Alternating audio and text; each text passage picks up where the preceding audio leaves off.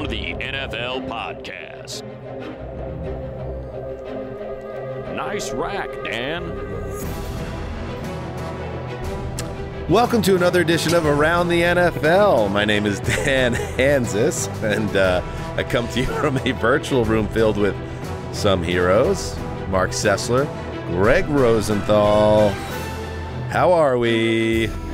Pretty rare that a money drop takes you aback, and after 10 years, it takes a lot. I haven't seen that expression on Dan's face where what's the origin story of that? Did Money say nice rack? Yeah, there's often inside jokes that I don't remember that came up, and I guess it's from.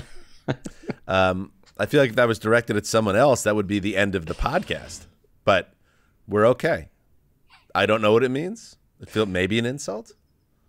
You know, got to get into, training camp's going to start for everybody, Going to have to hit that Peloton. You're going to have to really start to zone in for week one. Maybe work on the rack. Marc's zoned in right now. Dan, I didn't take it as a bod comment about you. I think I'm not sure what it was referring to. It was murky and confusing. Well, let's just let it pass then, and we'll dig in and maybe fire Graver after the show. I don't have the power to remove Graver from the commissioner chair. Excuse me, the producer chair. I would get a 3/4 vote, though. We could do that. It's another Don't edition. give Marc any ideas. Marc's like, finally, we outnumber them now. Welcome to the Thursday edition. I am still in Texas. The boys are still in California. Gregg is heading to Mother Japan in days now. And what a moment it's going to be when we do our first. I mean, how many miles will separate? Well, how far is California, Southern California, from Japan? I mean, we're talking an ocean. Right. Not pretty much equal to Tokyo to London, which we do as a trip. It's about 5,500 miles, according to Google. Like, one of my bigger problems with traveling is just like getting on a plane and sitting on a plane for 9 hours. That's fair, but I am taking this, actually both flights, by myself. So could be worse. Could be worse. How did you pull that off? We are traveling separately. They're going a day and a half in front of me. There were visa complications that delayed me having to get a ticket, but I'm going. Oh, just wait until the flight delays. I got stranded in Mexico a couple months ago. I ended up a day late to Texas. It's really fun what's going on in the airline industry. Hey, the day yesterday for me was fun. I went to Putters and Gutters, great place in Marble Falls, Texas. I shout that out. Went to a great cheeseburger place. What was the name of it? If you're in Central Texas, I have the place for you to go in Lampasas. Wish I remembered it. I'll get back to you on that. Marc, what's going on for you in your neck of the woods? Well, one question: are you getting recognized? At the golf course, in eateries, on the street? Are people kind of flagging you down just to say thank you for the content, for the work that you've done? I don't think that's going to really happen in this part of the country. Now, that's not to say there's not NFL fans around here or fans of our podcast, but this very much is college football heaven. I'm wearing a Baylor hat right now because my father-in-law is a big-time Sic 'em Bears guy, and we're going to talk about a little more Texas football a little later in the news that has Justin Graver, the Texas native and UT graduate, all pumped up. But yeah, this feels like if we did like a Around the CFB podcast, I feel like there would be a pretty good chance. Around the NFL, a little more hit and miss, just to give you the answer there, full answer. Fair. And a little bookkeeping on Monday's show, I challenged the Shadowy League figures and said, if you listen to the show, hit me up on work email, and you don't even have to put anything in the body, just the subject, I'm listening. Right. One third floor executive did email me, I'm listening. Wow. One. Male or female? Is a male. I won't say who it was beyond that, but then also had a quick note that they really enjoyed the NFL Media Summit podcast last week and to keep up the good work. So it was a positive email, but I don't know, maybe Roger or others were tied up in other things, so they didn't get a chance to email me. But I gotta say though, that hits the over. I mean, I set the over under at half. So I think if you went Did for you? it, I missed that. I would have set it at 1.5 after that. Okay. But it's, we got one, though. All right. So, yes, we're going to do it on today's show. We're going to share some inner monologues. We're going to bring that back. We did it last summer. It was fun. And guess what? It's June 23rd. This is it. This is ground zero for the quiet period of the NFL calendar. So we're just going to have some fun and let you know what's going on. The things that certain NFL figures are thinking that are taking up hard drive in their mind right now that they would never share, certainly not with the media, yahoos like us, but also even maybe with their own loved ones. With their own team? Yeah, with their no own team. The deepest internal monologues and thoughts that are often secret, that it's you don't want to be completely vulnerable and release it out there, but we're going to do that today. I think everyone, to a certain extent, some more than others, certainly, there's a level of self-doubt and a level of reflection that goes on that you would keep to yourself. Well, we're cracking that open. This is one source that we're exposing. It's these certain figures that are coming up today, and we're going to let you know how they feel. But before that, let's do some news. One more, I got 69 touchdowns, if you know what I mean.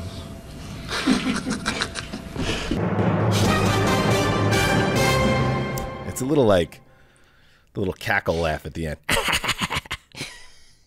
Rob Gronkowski, who, of course, sent out the Instagram message on Monday announcing he was not coming back and had once again gone into retirement. It should be noted that Adam Schefter was contacted by his agent, who texted Schefter and probably others. It would not surprise me if Tom Brady calls him being Gronk, during the season to come back, and Rob answers the call. This is just my opinion, but I wouldn't be surprised if Rob comes back during the season or next season.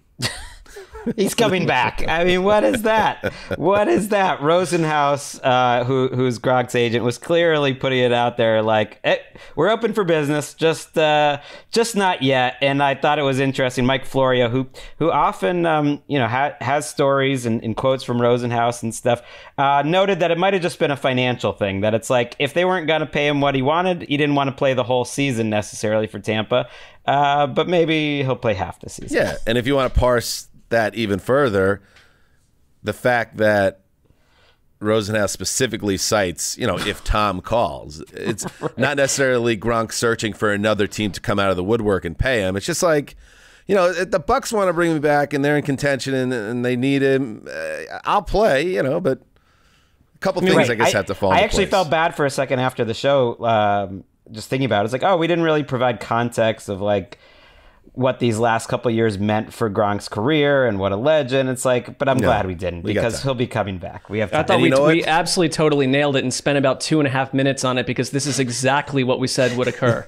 And by the way, if he does indeed stick to this retirement, it still is nothing to feel bad about, Gregg, because in 5 years, when he's a first eligibility Canton guy, if we're still doing the show by then, we absolutely will have all those conversations. It'll be great. There'll be great conversations. Just wait half a decade. The bigger problem is the Tom Brady situation. There's no escape now. I feel like we're like blood brothers for life, Marc. This show will be going on for infinity. Why are you pointing that comment to me? Because it's a threat toward you, basically. All right. Roger Goodell testified Wednesday before members of Congress. We're going to talk about this because, unfortunately, a part of doing this job, which is covering everything connected with this professional football league around the NFL, is all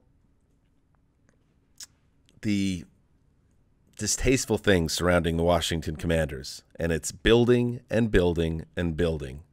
And now we're going to talk about the latest chapter.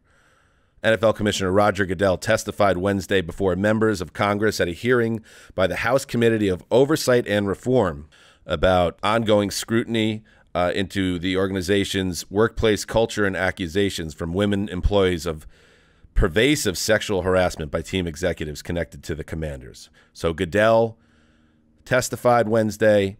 A Congresswoman, Rashida Tlaib from Michigan, after initially asking whether he would recommend Snyder's removal as owner of the Commanders, The Congresswoman followed up by asking Goodell, will you remove him? Here's what Roger had to say. Will you remove him? I don't have the authority to remove him, Congresswoman.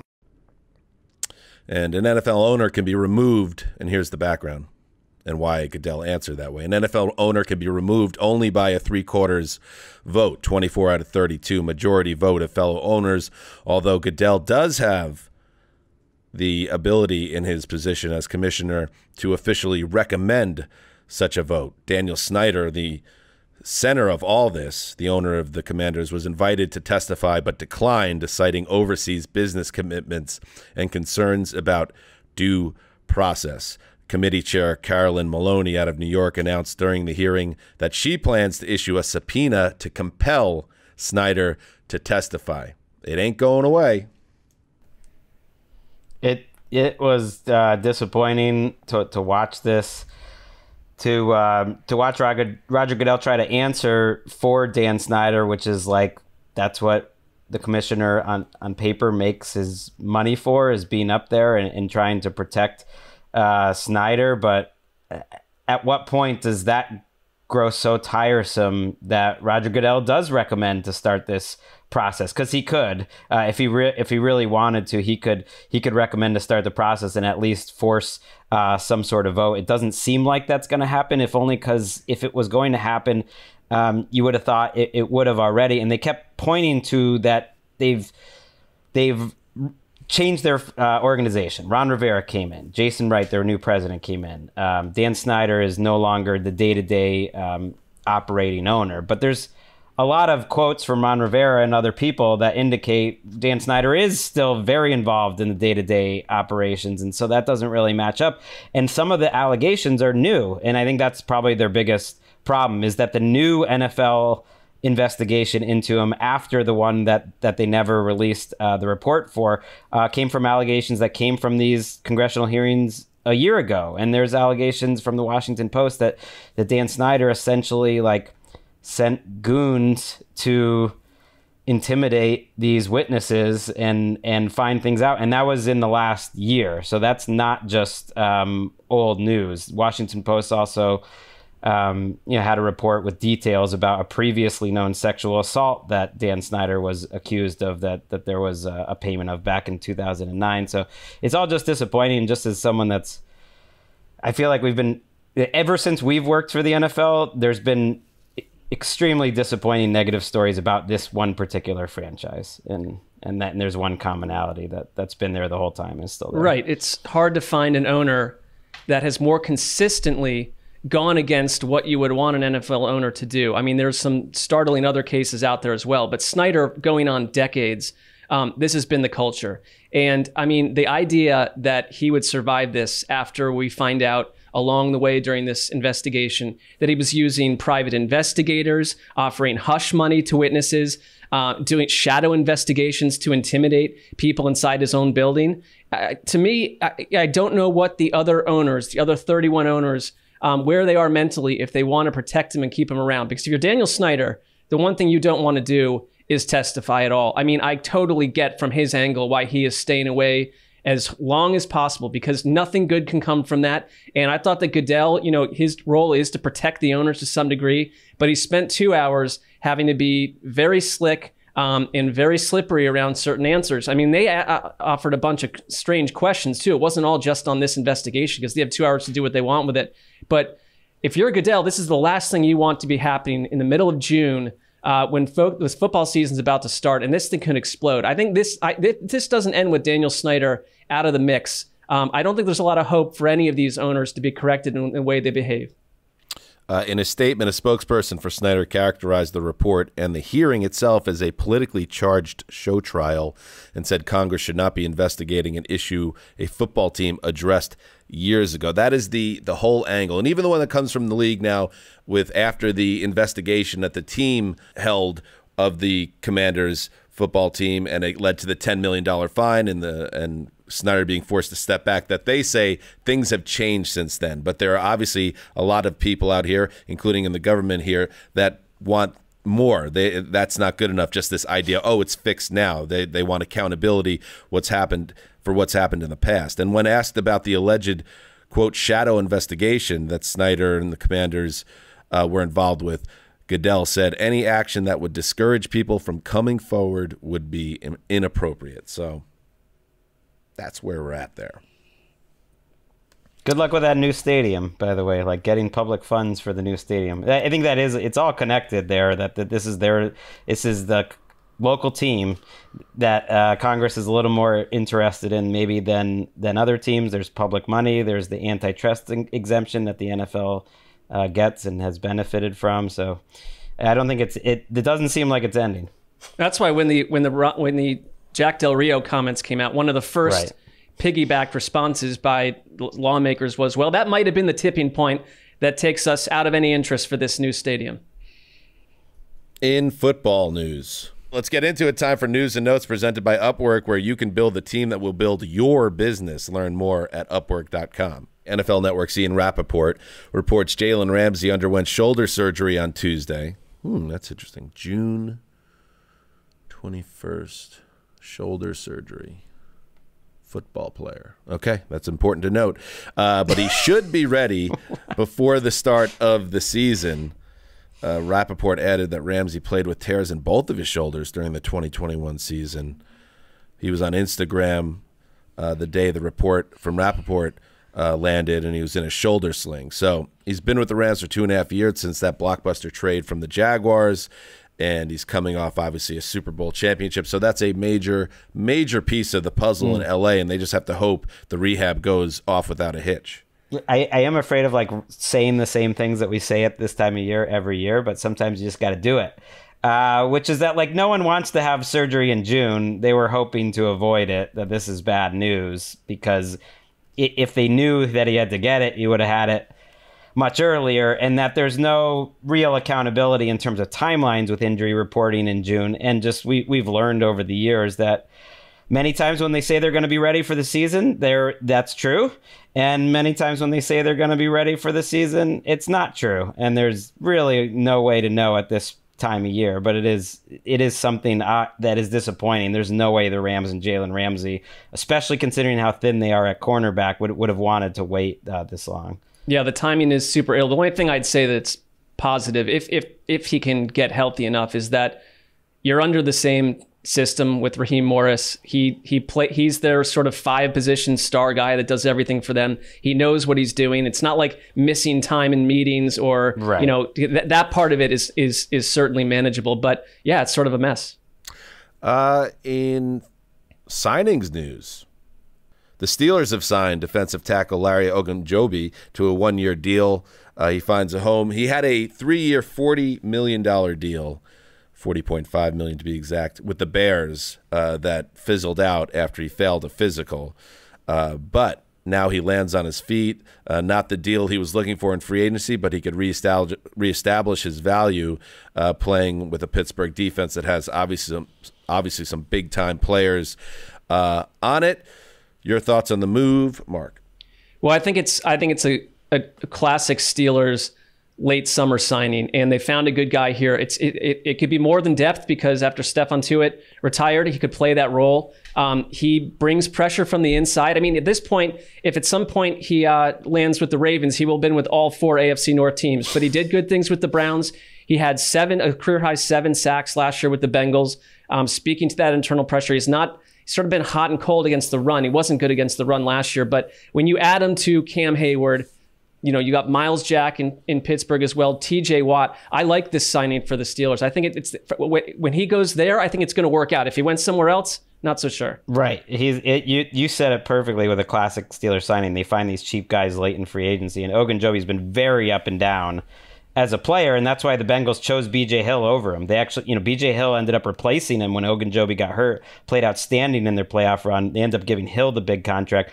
But Ogunjobi flashes and has made a ton of big plays in his career, and I just feel like Mike Tomlin will get the best out of him. This now leaves, Dan, 14 players still left on the top 101. That has never been the case this deep into the offseason. I'm just going to list them for you. Why not? Odell Beckham, Dwayne Brown, still out there, the tackle, 37 years old, played pretty well last year. Trey Flowers, former Patriot Lion. J.C. Treader, not sure why he's still available. Will Fuller, Eric Fisher, Julio Jones, Anthony Barr, Justin Houston, Sheldon Richardson, Ndamukong Suh, Kevin King, Donta Hightower, and Riley Reef. I mean, those are some guys who can play for you, I think, for the most part. Some good ball players there. For the most part. Some good ball players. Go get them, including, I believe you mentioned Will Fuller. Yes. Still out there. I know everybody's kicking the tires, looking to get better.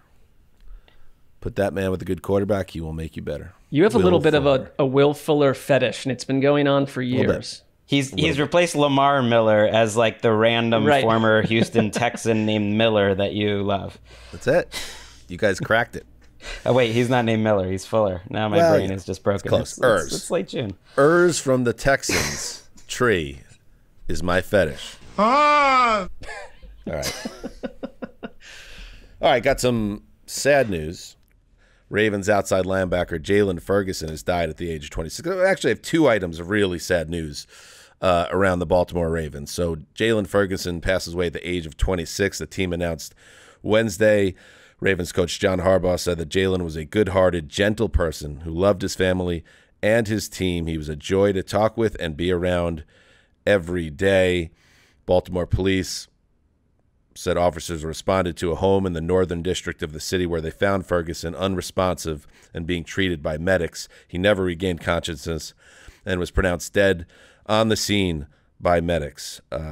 This is a man with three children, three very young children, a former third-round pick by the Ravens in 2009 who had been fully involved in all of the team's offensive offseason practices this year. So he was going in a great direction in his career, so young with the family, and we lose Jaylon Ferguson at the age of 26. Also, we lose Tony Siragusa, the Goose, one of the more notable, well-known NFL figures of the early 2000s and late 90s, defensive tackle with a huge personality, died Wednesday at the age of 55. Cause of his death was not immediately available, but he was a key cog in the middle of the Ravens defense in 2000, one of the best, if not the best defense ever.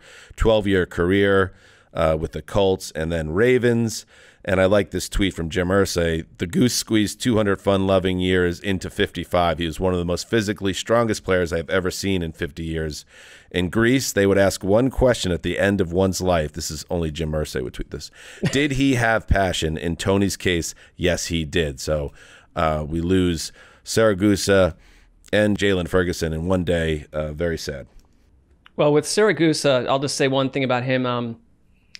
He was an on-air presence on Fox for years too, and I wasn't always thrilled with what he did on that vehicle, but his teammates, to a man, absolutely love this guy, and I think he was one of the better practical jokers of this century in the league, because there were stories where, like on the first Hard Knocks, when Shannon Sharp was in that tight end room with the rest of that crew, he locked them in their meeting room and put a table up against the door, and they couldn't find their way out. And it was just this. That was just sort of what he would do all that. There's another time when a bunch of young players. This is a weird story. They had made a giant pot of cocoa in the locker room, and Siragusa snuck in like a large amount of laxative, and so they went out to practice in the cold after this cocoa, and one player after the next was running back into the facility to respond to what a laxative would do. And the last thing I'll mention is that when they went to the Super Bowl in that year 2000, they knocked out the Raiders in the playoffs. And it was his hit on Rich Gannon that totally turned Oakland upside down. And his quote, Siragusa said, "I saw Rich's eyes roll back. He got every pound of my fat ass on him." So I just found him to be one of the more enjoyable characters of that era. Oh, yeah. I mean, you got to be one of the better undrafted free agents of the 90s, period. You're an undrafted guy, and you end up starting in the league for 12 years, start 148 games, win a ring with the Ravens. You mentioned be part of that broadcast team, Kenny, Moose, and Goose. That trio, it's always like in my brain. It was Kenny, Albert, Moose, and Goose. They were either the number 2 team or the number 3 team. And he sort of did this thing. Not many people have replaced it, where he was on the sideline, but he was part of the broadcast the whole time and just saying goofy stuff. And I'm with you on the Hard Knocks memories. Like, I don't remember him that much as a player. Ozzie Newsome brought up that he's one of the best run stoppers in Ravens history. And actually that sort of role has continued throughout Ravens history under Ozzie Newsome. They're always sort of looking for the next Tony Siragusa, a big time run stopper in the middle. Now it's Brandon Williams. It's like Haloti Ngata, different guys like that. But that Hard Knocks to me was, maybe I'm not remembering well, but I just feel like that was the best one because they sort of didn't realize what it was. And it was big time players being totally loose. They got away with a lot. They allowed everything. And if you're a big enough dork that you would want to go back and watch a Hard Knocks, that would be like my number one recommendation because it's just like a different NFL. And Siragusa was maybe the star of it, the number one person. Oh, he was. I mean, it was, I think Brian Billick thought he was the star because I've never seen a man carry himself with more irrational confidence as the head coach of that team after the 2000 Super Bowl season. I just remember him laying in a hammock at one point with like a Bahama, Panama Jack hat on, just like, I am the king of the world. But Siragusa, that wasn't even his best HBO vehicle, Greggy. He also had a 4-episode run on The Sopranos late in that series where he played an enforcer named Frankie Cortez. So he had it all. Remember that? He had all sorts of different angles, and he also what did you call it? The Moose, Goose, and Loose? What was it again? It was Kenny, Moose, and Goose. That team was a team for a while. I feel like we used to, or at least I used to have some fun at the expense of Goose with his role on those telecasts. So we'd like cut to Goose, and then he'd be, the way I always remember it, he'd either like be behind the field goal post or like halfway up the tunnel. Yeah. And they'd just throw it to Goose, and he'd say something Goose-esque, and then it would come back to the telecast. But yes, definitely a memorable figure. I feel like Wes had strong opinions on Kenny, Moose, and Goose. If you went back to like our 2014-13, it's like we have been doing this a long time. I mean, they were I understand they have a nice nickname, but they were critiqued at times. And he was part of it. He wasn't everyone's cup of tea on air, but that's fine. And one more note on Jaylon Ferguson. Great nickname in college, Sack Daddy.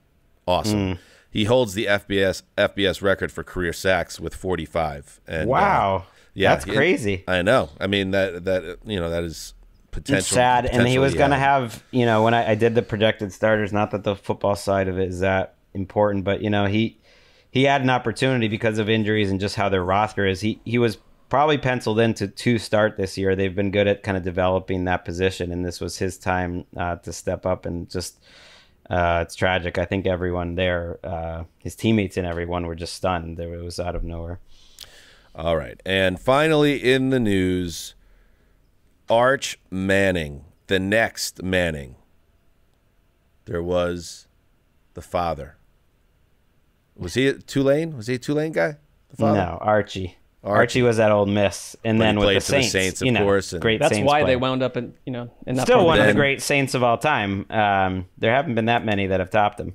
And then there was Peyton, one of the greatest to ever strap it up.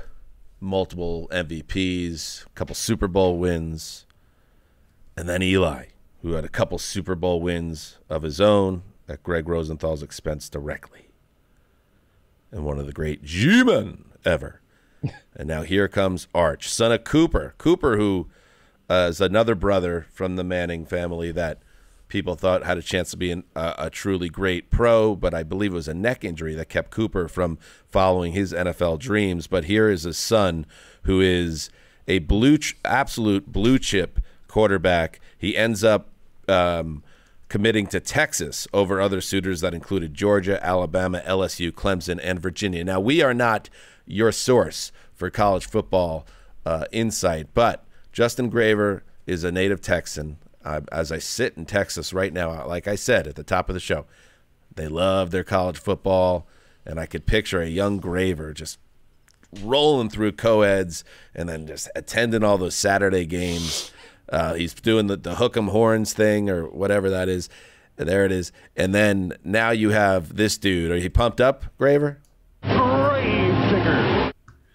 Yeah, pretty pumped up. I think Texas is finally back, right? We can say it with confidence. We got to win some games first, right? And they're moving to the SEC. You would think with him, if he lives up to his billing. I don't know anything about prospects, but he's been like the number one prospect hype wise for years. Yeah, I don't know if it's just because his name is Manning, but he's like the clear number one quarterback on that level of like Trevor Lawrence, Andrew Luck type of guy. So if he works out. And Graver, you just, when you went to school, I asked you before the show, you just missed the magical run of Colt McCoy at Texas, probably the last really relevant era for them in some respect. Will this pull you back? Will you be going? Do you think that you'll go back and watch games? And do you think that Manning has a chance to outshine Colt McCoy in this setting? I think he does because his name is Manning, but he's got to win games, like Gregg said. So I've been pretty into Texas football. They have a really fun way of making you strong believers in September and then completely crumbling down the stretch. So every year is like a So they're the ride Cowboys. Yeah, basically. A little bit. Texas they've fallen off the map. teams. But now, they're entering the SEC. They're getting ready. Shout out to Isidore Newman, where Arch goes to school. A couple of my good friends from college went there. A football juggernaut, despite being some small, school. And they somehow get all the Mannings. I don't know how that works. That's a great point, Gregg. Ding. Dan, what is going on in the streets? You're in Texas. It's happening right around you. What's the physical human response to this news that just broke hours ago? You're right there. There's nothing going on. I'm actually fairly close to Austin. But again, Texas is very spread out. It's very different than where the three of us currently live, which is a very highly concentrated region of the country. So I haven't seen another human today. Putters and gutters is where everyone is hanging out, and that's it. There was 7 people at Putters and Gutters, and that's it. But anyway, good luck to the latest Did you see that picture, Manning. by the way, of all the Mannings hanging out? I believe in New Orleans, but maybe not. Maybe they were in Texas, and they all had identical-looking polos and wrinkled shorts. And I showed that picture to my son to see if he recognized anyone in the picture. And he did recognize Peyton Manning and mention how much he dislikes Eli Manning as a Patriots fan. I don't like that guy, Eli. There's it Manning, cuts deep there, Dan. There's a Manning nephew or son that wears a Slayer shirt and has a mohawk and ripped up jeans and a chain and smokes cigarettes that they just keep hidden. Yeah, probably up in the attic somewhere, chained to a bed. The Kennedy story, the poor Kennedy woman that they kind of kept out of view. Yeah. A similar situation. They put a drill into her head, by the way. So I know it's a very sad story. I was kind of dancing around that aspect of it, but more that she was kept out of the public eye for the balance of her life. Right. Similar Lobotomized. such. Taken out of the rotation. Could this guy be lobotomized? I don't know. If he exists, he might be in danger. Certainly, he'd be in danger of being forced to wear khaki shorts.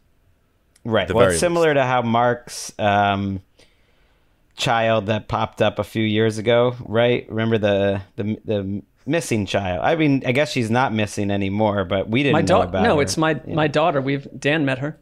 She's a very nice young woman. What's her deal? She's 24 years old. Lives in not too far from here, per reports. And that was News and Notes presented by Upwork, the world's work marketplace. Learn more at Upwork.com. All right, let's take a break, and we'll get to some deep internal thoughts that would never be shared with the public from your favorite NFL stars. All right, we're back. It's time. It's time to dig in, to let the people know what's really going on behind the eyes of some of the most notable NFL figures. And I would say this, and I think this needs to be a bit of a promise, that we won't use anything that we broadcast today against these individuals, because we are, in a sense, you could say it's an invasion of their privacy at a biblical level, what we're doing here. So that goes for everyone listening, any shadowy league figures, including that one gentleman on the 3rd floor, and anyone else. I think that's fair. Ground rules set. I think that's just because we're wielding a certain amount of power here, and it's going to take us and the listeners a lot of restraint to not even think about that. You know, when you hear something very disturbing about someone and every time you see them, that's all you can think about. We've got to refrain from that being the case with these NFL figures. Well, right. Plus 2022, like people are concerned about privacy data. And we're getting literally inside their brains. Absolutely. That's some privacy data you normally want to protect and they can't. All right. So let's get inside a brain. Gregg, do you want to get us going today? Sure. Let's get inside the mind of Pete Carroll.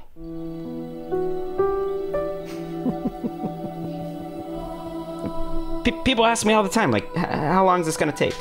Yeah, are you going to throw the ball forward? I don't know that. I don't really care about that. What do I do know is that things are going to go the right way.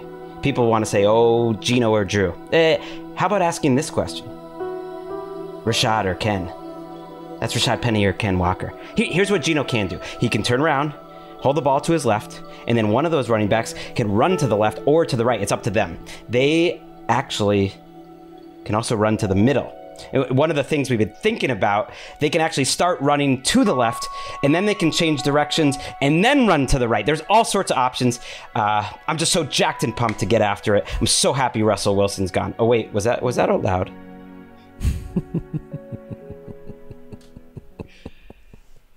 Was that what? Allowed? Out loud. I like the Pete Carroll cadence. I thought you really got Pete Carroll down there to some degree. You can almost hear the wintergreen gum chomping between the back molars. It's funny, that Pete, still always positive, always completely confident that the most optimistic scenario plays out. That's just Pete Carroll.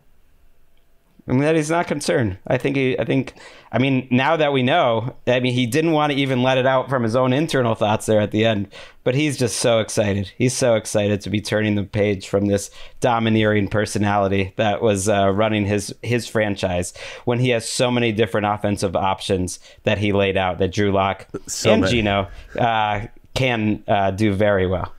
Well, it's funny, Gregg, that you were able to drill into the mind of Pete Carroll, because I have drilled right into the mind of that quarterback that you mentioned. Oh, wow. Ooh.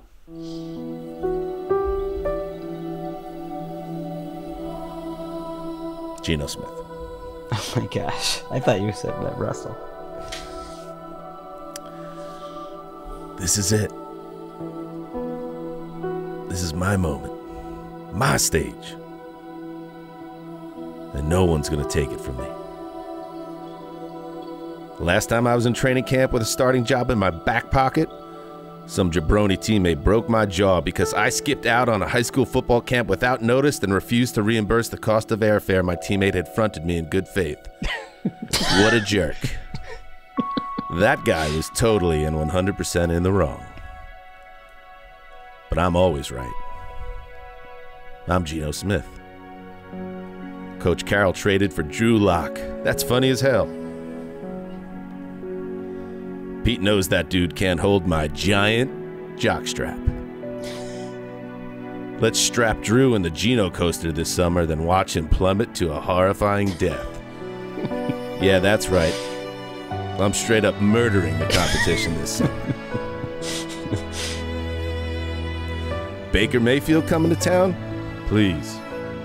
The only thing that dude could beat me in is commercial revenue and a lack of troubling DUI arrests. And that's only 1-0. Plenty of ball game there. Mental checklist time, baby. Win a starting job. Check. Win MVP. Check. Win Super Bowl. Check. Find proof Earth is flat. Sideways check. Oh yeah, this is going to be a great year. Ooh. Still chasing that flat Earth concept. I like that. He doesn't give up. Well, he doesn't. I'm impressed because I would have thought I would have been the one who could get inside the mind, but you really did it. He backed off that flat Earth stuff publicly, but he thinks about it all the time. Right, and and Pete Carroll has some theories of his own, so the two of them kind of go hand in hand. Interesting. It's going to be an interesting season in Seattle, based on what we just heard. Well, I hope the murdering was metaphorical, on the field, because otherwise it'd be it'd be troubling. But again, we can't use any of this against him. No, yeah, that's true. No, that's a good point. But if anybody wants to, shoot Drew Lock a DM, that might have the ability to. Maybe, just a heads up. Watch your back. I don't think we're supposed to tell Drew Lock based on the ground rules. Yeah, of this. I think we need to he's keep gonna this have to inside be the surprised by it. trust tree here. Oh, that's true. All right, you're up, Marc. And all right, that was another edition of Sippin' on Vino, Checkin' on Gino. I assume you have someone from the Seattle Seahawks. I do not. Next. I am I'm taking us to Tampa, where we're going to get inside the head of Bruce Arians. And sometimes it bugs me. Tom retires, then Tom unretires, then I retire. Kind of. Let's be real, baby. I was bumped upstairs. Classic lever pull on the old guy. So now Tom and Leftwich huddle as a twosome to design the weekly game plan without me. Classy move by Lefty after I went to bat for him 10,000 times. Sometimes I tell myself, trust nobody. Bright side, I'm still making a fat paycheck. Still get to eat in the team cafeteria, which, by the way, has hugely improved since they replaced that last chef, super dull Jessica Yardley, with this new guy, El Gucci. El Gucci has done incredible things to the menu. Wonderful pork tenderloin yesterday for lunch. Every morning, waffles dipped in butter and foreign syrups. There was a fish fry last Friday, which I was first in line for. El Gucci has his own way of crisping French fries and then serving them with multiple dipping sauces: ranch, chipotle, sweet chili, honey barbecue, Dijon. The other day, Battleship Fournette came up to me in the cafeteria, and there I was, huddled over a massive second lunch. 2 dense tri-tip sandwiches, a big bowl of spaghetti under meat sauce, a green salad with honey-dipped croutons, and a massive tumbler of whiskey. "What you been working on these days?" Fournette asked me. "Nothing, baby," I said. "Nothing at all." Wow. That checks out. Feels on point. It feels like I have some concern level for Bruce's health, because you see him puttering around in that golf cart when he was coaching last year. So I don't know if there's like a lot of exercise. And it seems like El Gucci, great food, but dangerous, that he's eating almost too much. It's a problematic path, potentially. Yeah, Bruce he loves life, and he's not a guy that's always as careful as he needs to be. So hopefully he's mixing in some salads at the commissary. I would love to see, honestly, so since the announcement came that he was moving upstairs, what was that, in February? If you gave him a piece of loose leaf paper and a pen and said, please, if you could, Bruce, list everything you've accomplished work-wise since you've moved into this front office role. I would love to see it. And he can't bullshit. He needs to actually list tangible work that he's done. He's probably made $500,000 in salaries. Right. I don't know if he has a boss, but I think it'd be good if he doesn't. I mean, I feel like I am, we're still working hard, and I want to do the best job we can, but I have slight Arians tendencies here because our huddle has really gone up a notch since we moved into Inglewood. Several. And it's free. So much like for Arians.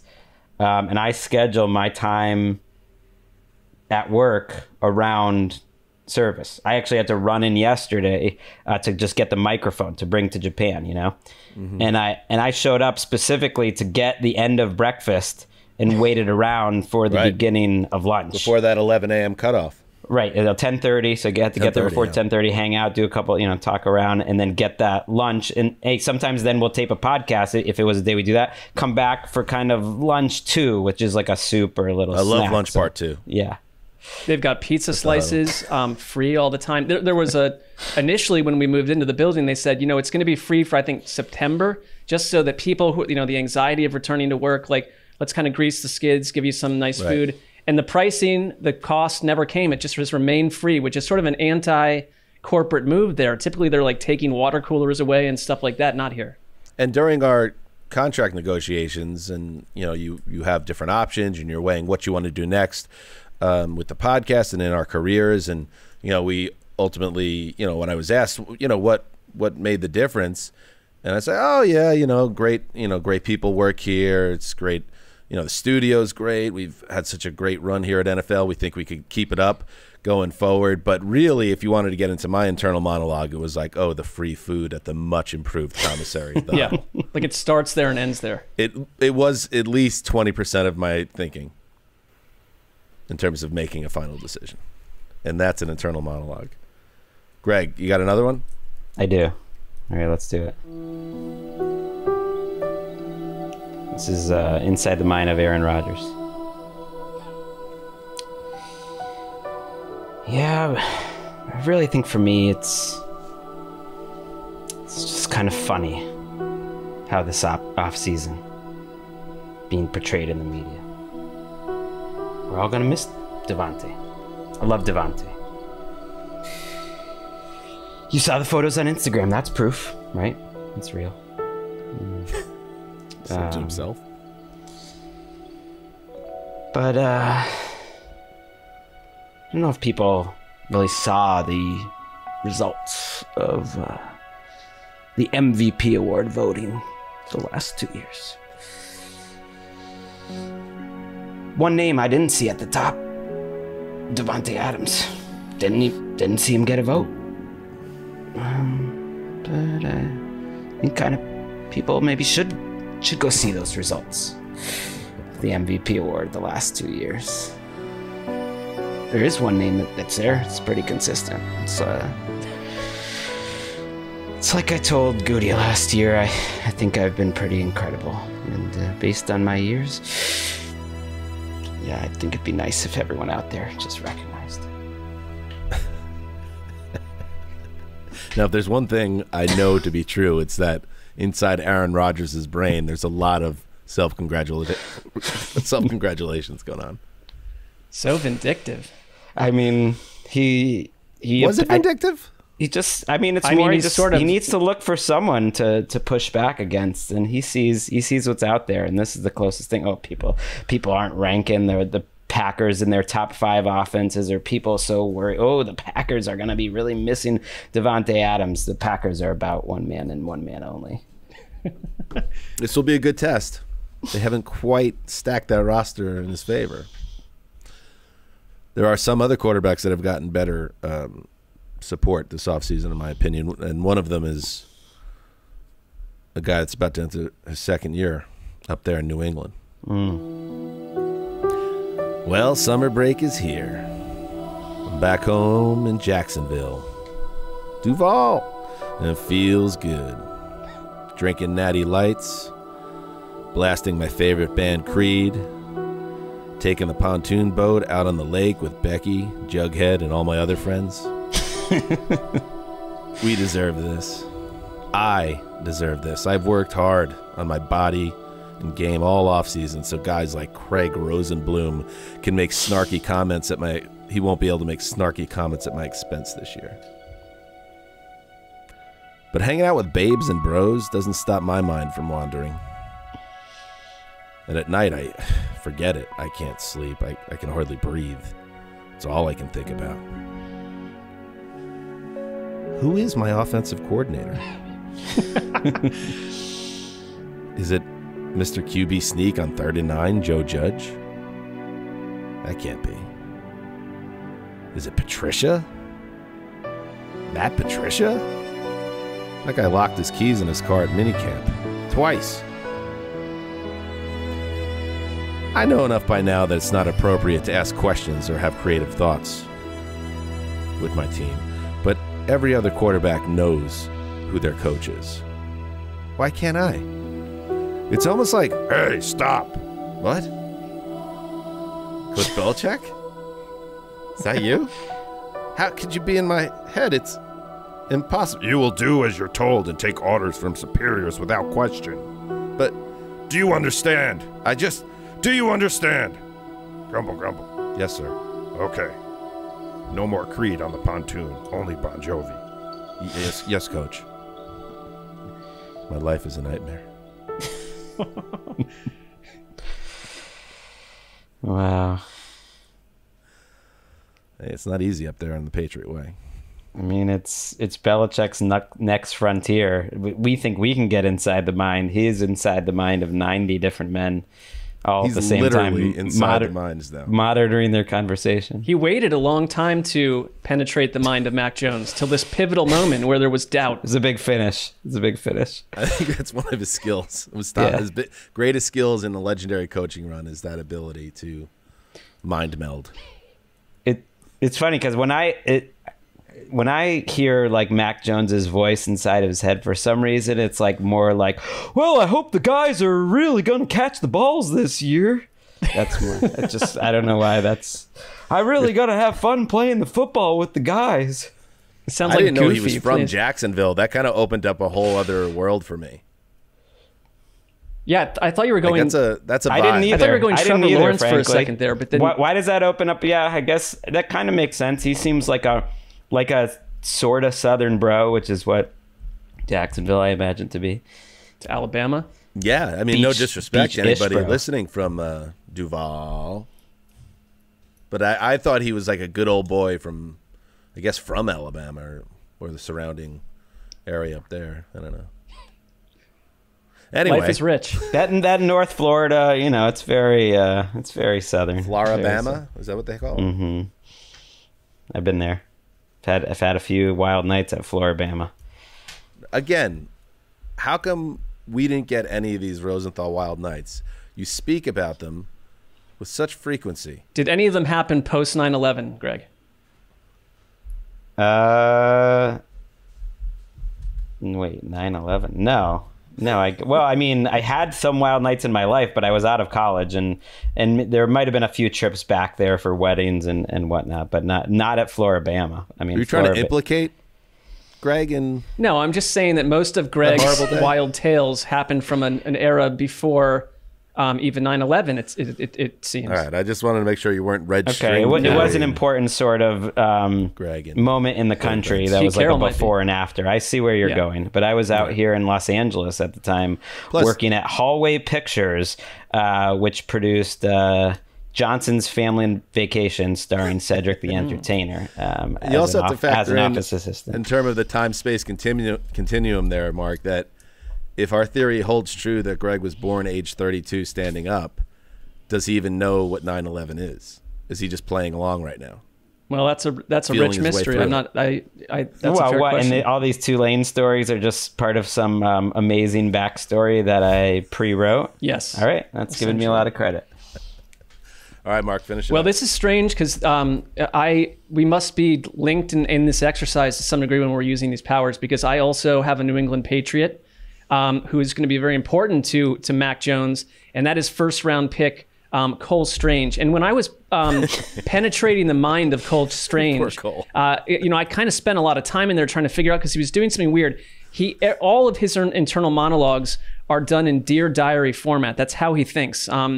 I don't know if that appeals to Bill Belichick, and that's why they, maybe overdrafted him. But here we go. Yeah, interesting. Nice setup. Dear Diary, I heard the chuckles when I was drafted. Of course I did. Who's this guy, and why is he going 29th overall? The little blogger boys won't be giggling so hard when I grind a Dolphins interior lineman into dust 4 minutes into week 1. Those little keyboardists won't know what to say when I make All-Pro after 17 pristine starts without allowing a single sack of Mac Daddy Jones. My physical body glows like a diamond. This morning, I climbed the mountain located at the edge of my apartment complex, upward and through the hilly regions to where few trees remained. There I encountered a billy goat. It stood frozen, its eyes piercing into mine. Through some hidden power of nature, the goat spoke to me telepathically. Something many humans do not understand, said the beast, its eyes now blazing red, is that your experience here is simply a vision, a dream of sorts, but not in the way that you think of dreams. Is football real, I asked? Not especially, said the goat. Are you real, I asked? Can I answer your question with a question, said the animal. Okay. Would you believe me if I said I was your 9th grade girlfriend, Nikki Exxon, in the form of a mountain goat? But Nikki Exxon married Chris Traeger. No, that's a false illusion. I am Nikki Exxon, and I am still in love with you and think about you every day, Cole. I have to go now, I said. I have to lift weights at the facility. Then I walked down the mountain and got into my truck and drove to Patriot Place, where strength and conditioning coach Ted Frumpy spotted me on the dumbbell.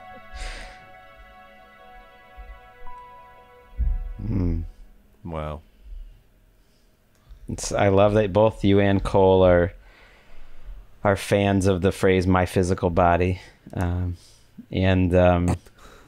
I feel like this is almost a dream for you too, Marc, that you would run into a high school or middle school ex-girlfriend in the form of a goat. Like you would love that. I felt more connected to Cole Strange. Banks of Lake Happiness. Yeah, I think like I mined the minds of many NFL players to do this exercise, and his stood out to me. I feel a connected kind of brotherhood to him. Knowing what we know, what we learned minutes earlier, I would be concerned if I'm Cole that Nikki Exxon could potentially be in great danger, as seen as a distraction and one that needed to be muzzled or, I guess, industrialized if goats are being processed industrialized. People eat some goats. Some You're goats saying do. Belichick or won't that, be or the same. right. Well, or that Nikki Exxon potentially is Bill Belichick, and she's not. It's not really Nikki. Well, that's another So level. now is he turning into the clown from It, where he has the ability to take on different forms in a psychological and physical menace? I mean, it's a heavy thing to be Belichick and inside all these minds, because he has been opened up to many of the darkest secrets of the known universe, and I hope he can keep his focus as coach, knowing what he now knows about Nikki and the goat and everything, all the implications that it has. Bill Belichick is Pennywise. It actually checks out. All right. There you go. Again, anything you heard here, try not, I know you can't eliminate it entirely from your mind's eye, but just try to understand that these were private thoughts. Yeah. And to respect them in that sense. Thank you to everybody. Yeah. And great variety. I think, we've done this in the dead of the off season a few times. I feel like we need to bring this back on a Tuesday or a different show during the season. I think getting inside their minds during the season, I think, would be a fun exercise. It's a good call. Well. GC. All right. That's it for another week of shows here in the off season. Gregg, you will now head off to Japan. Good luck to you. Got a big championship game in the YMCA Bronze League coming up on Saturday first. So your coach, you sent a text. Your coach, the coach of your son's team, quit like on short notice, and you've been thrust into the role of head coach at the most critical juncture of the season. In hindsight, he sort of groomed me. He needed extra help and was a little inconsistent with his attendance and had various reasons for it throughout the season. And then he just was gone. And I've had to take over. And I don't know how to run a basketball practice. So you're like the Paul Westhead if you watched Winning Time on HBO. When I feel like more like the Dave McGinnis or... I guess Dan Campbell with the Dolphins would be one I would rather be, or Joe Vitt, but I'm struggling, and we're in the championship game against a team that is 9-1 and whose coach takes it so seriously it makes me that's upset. the best, Greg. If you could beat the team with the coach that takes kids sports way too seriously, it's so much more rewarding. But we're 5-5. We're heavy underdogs in this one, but we will I don't do want our to best. take the other gentleman to task, but what kind of person quits the team as coach just before the championship game? Why not? Can you not maybe cap it off with one more contest. Monster. He left me in a tough spot a couple weeks ago. Probably didn't think we were going to the championship. We've had a nice little late season run to get back to 500. You've orchestrated this playoff run. I'm 2-1 as well, interim. I think that's Are you going the games that take care of themselves. The practices are some of the longest hours of my life. I just feel like I don't know what to do. Are you playing big, or what's your rotation going to be? Well, they're 6 years old. You try to give everyone some playing time, but I know the way this guy works. He's not taking his best players out, so I'm definitely doing like a box and one, putting our best defensive player on their one superstar, and that's my main innovation, hoping for the best. Is Walker seen an uptick in playing time since you took over? No, I almost overcorrect and that's a tough try to do it. But he's solid. Like he would be in the middle. He wouldn't be playing the whole game anyways. Like we do have a couple stars. When you announced this, Graver had some very good ideas for practices and stuff. Would you ever consider bringing him on as an assistant coach? I would love to. I wish you had sent me those suggestions, and I could have had you come to the Santa Monica Y on Thursday for the last practice, or Wednesday, but I could have used your help because I looked at that clock and I was like, wait, we got 20 more minutes. What am I going to do now? What did you suggest, Graver? Oh, I suggested layup lines, 3-man weave, a nice scrimmage. Scrimmage always eats up a scrimmage is good, but they're scrimmage is the standby in coaching youth. Yeah. Teams. You got 25 minutes left. Scrimmage. How about like a game of horse? Kids don't know any better. What are the kids? The kids. To play a game of horse with a ice cream sundaes as a surprise. That would take 30 minutes. Right. It sounds like you're living kicking and screaming, but with basketball instead of soccer, which is a great Will Ferrell Just know film. the kids think you know everything. It's the parents that you have to win over because they're watching. And they're watching closely. Yeah, I feel like I'm like the ones who are genuinely talented, I feel like I'm letting their kids down, that they're not really getting any learning. Greg, you've tugged them to kids will follow you into hell. You've taken them to the championship game. I don't understand the self. If anything, you can turn to the parents and say, "Eat it." They should applaud what you've done. Well, one of them could have stepped in. They all seem supportive. They're all nice. Just think about this too, Marc. Think about I'm assuming Gregg, the coach, is a bigger man. He gets angry at something happens in the game. He says something to Gregg. You know, Gregg has a way of saying things back to people. Oh, I won't be shy. I won't be shy talking to this guy. And just imagine what would happen if Gregg hits him with a little Gregg bomb. If he keeps complaining to the officials and stuff like that, I'm gonna say something. I think I need to go to this game and see how this. I bet this might call for another Peacemaker summit. No, get the coaching. I know this guy. I haven't said a word in our matchups, but it's on everyone's radar. Believe me, it's on my. There's radar. always that guy. I know without ever having seen or know the man. I know exactly the type. Anyway, all right, that's it. Good luck to you in the championship. Thank you. When is it? Saturday morning. All right. Good luck in the championship and trip to Japan. And Marc, will be you and I with Kayvon Thibodeau on Monday. We got to figure out how we're going to move that relationship forward closer to friendship status. Well, I have full confidence that we do. Each time we meet with him, the friendship becomes more intense. And so I think that is the direction. Beautiful. All right. Thank you to everybody for listening. Enjoy your weekend. Have fun. Be safe. Head to Putters and Gutters if you're in the Marble Falls area. And even if you don't, just remember one thing. Heed the call.